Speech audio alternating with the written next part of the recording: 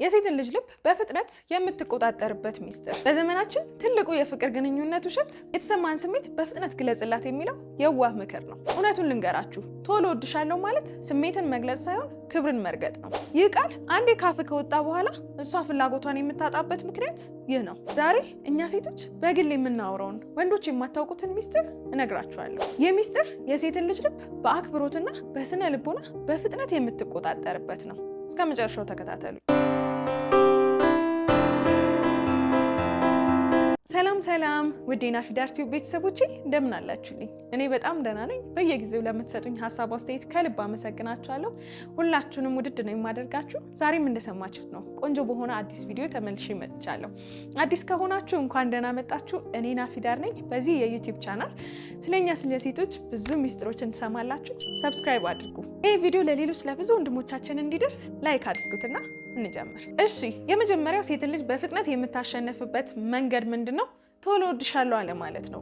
እውነት ለመናገር በጣም ብዙዎቻችሁ ይህንን ቃል እንዴት በፍጥነት እንደምትጠቀሙት ለማመን ሁሉ እስኪከብድ ድረስ ማለት ነው። በቃ ተቀራርባችሁ በቃ ወዲያው ወድሻለሁ ስትሉ ያስገርማል። ትክክልም አይደለም። ይህንን በምታደርጉበት ሰዓት ላይ የሚፈጠሩ ሁለት ነገሮች አሉ። የመጀመሪያው የጉጉት አለመኖር ነው፣ ወይም ደግሞ መጥፋት ነው።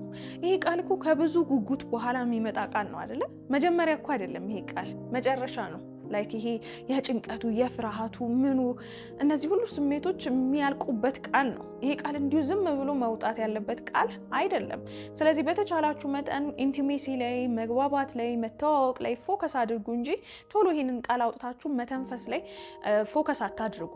ይቀላል፣ ቃሉ ይቀላል። በቃ በፍጥነት ስትሉት ቃሉ በጣም ቀላል ይሆናል። እሷም እንዳትጓጓ ያደርጋታል ማለት ነው። ስለዚህ በተቻላችሁ መጠን አረጋጉት። ሁለተኛው ይሄን ቃል ቶሎ ብላችሁ ስትጠቀሙ የሚፈጠረው ነገር ደግሞ የዋጋ መውደቅ ነው።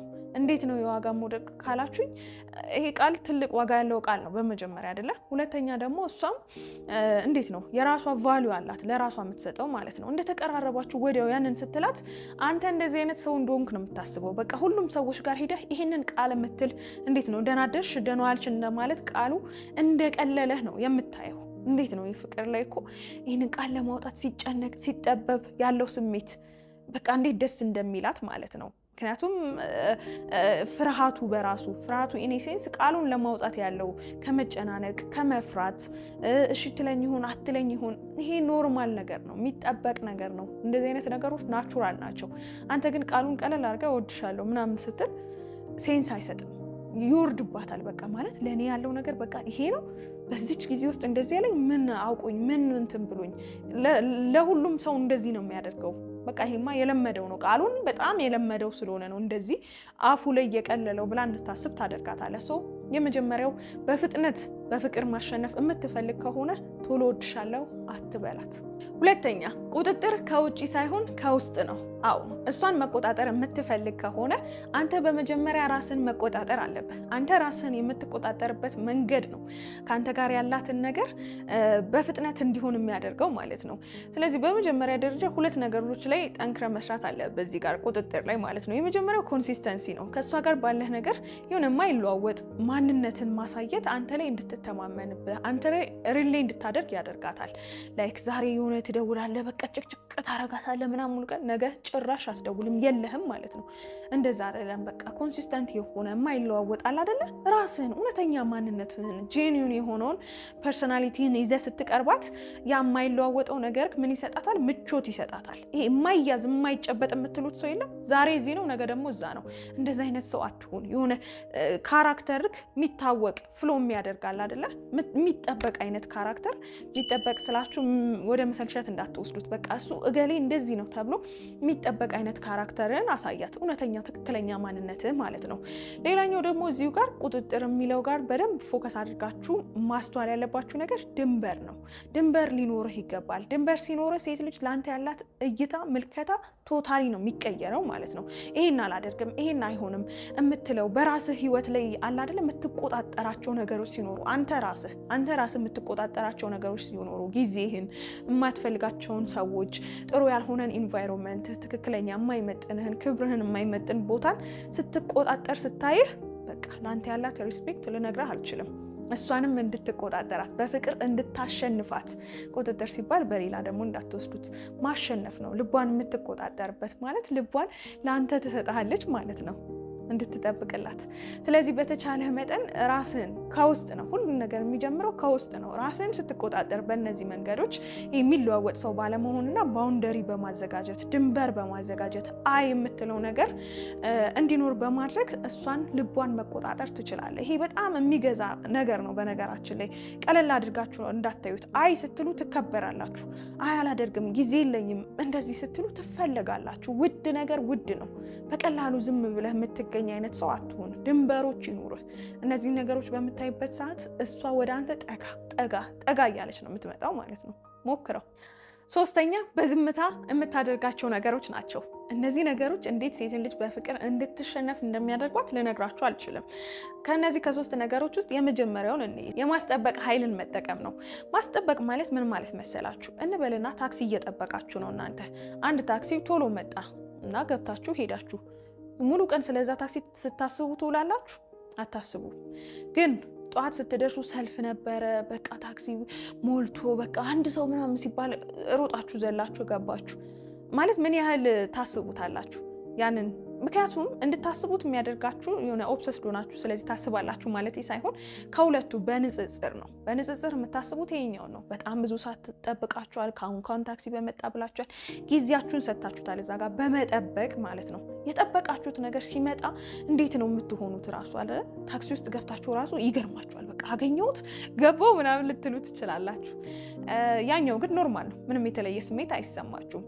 የትኛውም ነገር ላይ ብዙ የለፋችሁበት ኢንቨስት ያደረጋችሁበት ጊዜያችሁን የሰጣችሁት የጠበቃችሁት ነገር ያለው ትርጉም በእናንተ ውስጥ የተለየ ነው። የተለየ ቦታ ትሰጡታላችሁ። ይሄን ሳይኮሎጂ ወደ ፍቅር እናምጣው። ሴት ልጅም ቴክስት አሁን ልካለህ ሊሆን ይችላል። ትንሽ ቆይተ መመለስ ትችላለህ። እዛው ወዲያው በቃ ሪፕሌስ ስታደርግላት ታነበዋለች፣ ትረሷለች ማለት ነው። ግን መልሱ ምን ይሁን እንዴት ይሁን እያለች ስታስብ ከሆነ ደቂቃ በኋላ ብትመልስላት ትንሽ ዘግየት አድርገ ምን ይሆናል? ልክ ታክሲውን እንደጠበቀው ጊዜ እንድታስበው ፋታ ሰጠሃት ማለት ነው። ይህ የማስጠበቅ ኃይል በብዙ ነገሮች ላይ ይሰራል። ኦቨር አቬለብል አለመሆን፣ በቃ ሁል ጊዜ ከመጠን በላይ መገኘትን አለማስለመድ፣ እሷ እንድትጠብቅህ ማድረግ፣ ከእሷ እንዲመጡ ነገሮች ማድረግ፣ መጠበቅ፣ ይህንን ማስለመድ አለብህ። ይህን በምታደርግበት ሰዓት ላይ በህይወትህ ከእሷ ውጭ ማለት ነው በጣም ብዙ አስፈላጊ ነገሮች እንዳሉ እንድታስብ ታደርጋታለህ። በጣም ብዙ ነገሮች አሉበት፣ ብዙ ነገሮች ያስባል ብላ ለአንተ የምትሰጥ ዋጋ እንዲጨምር ታደርጋታለህ። በደንብ ይሰራል፣ ሞክረው። ሁለተኛ በራስህ እንደምትተማመንና በራስህ በቂ መሆንህን አሳያት። ራስህ ችግሮችን ሃንድል ማድረግ እንደምትችል፣ ችግሮችን መፍታት እንደምትችል አሳያት። ይህን በምታሳያት ሰዓት መሪ መሆን እንደምትችል፣ ህይወት ውስጥ ያሉ ነገሮችን በስርዓት በትክክል ሃንድል ማድረግ የምትችል አይነት ሰው መሆንን ታሳያታለህ። ይሄ ደግሞ እኛ ሴቶችን በደንብ በትልቁ ማለት ነው አትራክት የሚያደርገን ነገር ነው። አሁን እንደዚህ ስላችሁ ሴቶች ይህንን ነገር ዘርዝረው አውቀውት ይሄ ነገር ነው ይላሉ ማለት አይደለም። ላይሉ ይችላሉ፣ ግን ባይ ዲፎልት አትራክት የሚያደርግ ነገር ነው። ማታማርን አይነት ከሆንክ ችግሮችን በተቻለ መጠን ከአቅም በላይ የሆኑ ችግሮችን መናገር የለብህም ማለት ሳይሆን፣ ግን እሷን እንደ ችግር ፈቺ ምናምን ሳይሆን ጀስት ሼር ማድረግ እንደዚህ ገጥሞኛል፣ ይሄ አስደብሮኛል ነው እንጂ በተቻለ መጠን በራስ መንገድ ችግሮችን መፍታት፣ ሃንድል ማድረግ፣ አለማማረር፣ ጠንካራ የሆነውን ካራክተርህን ፐርሰናሊቲህን ማሳየት ሌላኛው በፍጥነት ወደ አንተ እንድትመጣ በፍጥነት እንድትሸነፍ የሚያደርጋት ሚስጥር ነው። በመጨረሻ ደረጃ በዝምታ የምታደርጉት የማሸነፊያ ልቧን የምትቆጣጠሩበት ሚስጥር ደግሞ ምን መሰላችሁ? የመተው ጥበብ ነው። መተው ማለት ምን መሰላችሁ? የሆነ የማትደራደሩበት ነገር ሊኖር ይገባል። ለምሳሌ አላማችሁ ሊሆን ይችላል፣ ብዙ ነገሮች። እነዚህ ነገሮች ከተነኩ እዛ ጋር እንደማትቆዩ በተግባር ማሳየት አለባችሁ። ለምሳሌ ዲስሪስፔክት የሚያደርግ ንግግር ሊሆን ይችላል። ቀድማችሁ መናገር ጥሩ ነገር ነው አለባችሁም። እኔ እንደዚህ አይነት ነገሮችን አልታገስም፣ ከኔ ጋር መሆን የምትፈልጊ ከሆነ ጀስት ለጓደኝነትም ለመቆየትም ማለት ነው እኔ እንዲህ አይነት ነገር አልወድም ብላችሁ መግለጽ ይኖርባችኋል። ያን ገልጻችሁ ግን ያስቀመጣችሁት ባውንደሪ ተጥሶ ሲገኝ አይ ከዚህ በኋላ ከኔ ጋር ያለሽ ነገር ያበቃል፣ ከዚህ በኋላ የኔና ያንቺ ነገር ማለት መቻል አለባችሁ። ይህንን በምታደርጉበት ሰዓት እንደዚህ አይነት ንግግሮችንና እርምጃዎችን በምትወስዱበት ሰዓት ምን ያህል ላወጣችሁት ላስቀመጣችሁት ባውንደሪ ተገዥ እንደሆናችሁና የዓላማ ሰው እንደሆናችሁ ቆራጥ እንደሆናችሁ በዛ ጉዳይ ላይ እንደማትደራደሩ ታሳዩታላችሁ። ይሄ ደግሞ ትልቅ ፓወር ነው። ትልቅ አትራክት የሚያደርግ ፓወር ነው። የጥንካሬ መገለጫ ነው። ይህን ስላችሁ በረባ ባረባው በቃ ከዚህ በኋላ በሉ ማለት አይደለም። ግን ላስቀመጣችሁት ነገር እንዳይነካ ለምትፈልጉት ነገር ግን ቁርጠኛ ሆናችሁ እስከ መተው ከሷ እስከ መለየት ድረስ መሄድ እንደምትችሉ ስታውቅ ለእናንተ ያላት ነገር ይጨምራል። የእውነት ስትለምኑ ስትለማመጡ አይደለም የሚጨምረው። ብዙዎቻችሁ እንደዛ ስለምታስቡ ነው። እሷን ማጣት እንደማትፈልጉ ስታሳዩት በቃ ምንም ይሁን ምን በቃ ከአንቺ ጋር መሆን ነው የምፈልገው ስትሉ ለእናንተ ያላት ፍቅር የሚጨምር ይመስላችኋል። እውነታው ግን ላመናችሁበት ነገር ስትቆሙ ይሄን አልታገስም፣ እኔና ከአንቺ ጋር ያለኝ ነገርን እፈልጓለሁ፣ ግን ደግሞ ይሄን ነገር ከሆነ ይሄን ነገር ካደረግሽ ሊቀር ይችላል የሚል ኮንፊደንስ እና የሚል አስተሳሰብ የሚል ማይንድ ሴት ሲኖራችሁ ያለው ልዩነት ልነግራችሁ አልችልም። የሰማይና የምድር ነው።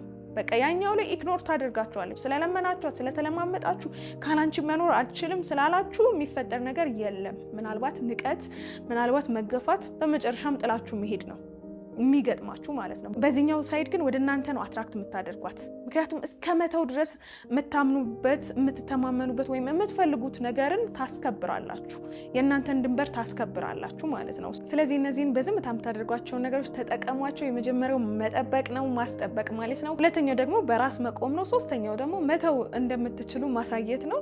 ከላይ የሚዘረዘርኳቸው አሉ። የዛሬው ቪዲዮ ይህንን ይመስል ነበረ። እንዴት አገኛችሁት? እንደተማራችሁበት እንደጠቀማችሁ አልጠራጠርም። እስኪ ኮሜንት ላይ ሀሳብ አስተያየታችሁን አስቀምጡልኝ። እዚህ ድረስ መታችሁ ካያችሁት ወዳችሁታል ማለት ነው። ላይክ አድርጉትና አሳውቁኝ። በቀጣይ በሌላ ቆንጆ በሆነ አዲስ ቪዲዮ እንገናኛለን። እስከዛው ናፊዳር ቲዩብን ሰብስክራይብ ካላረጋችሁ አሁኑኑ ሰብስክራይብ አድርጉ። ወደ 100,000 ሰብስክራይበር ለመግባት ጥቂት ነው የሚቀርና ሰብስክራይብ አድርጋችሁ የዚህ ጉዞ አካል ሁኑ። ሁላችሁንም በጣም ወዳችኋለሁ። አመሰግናለሁ። ቻው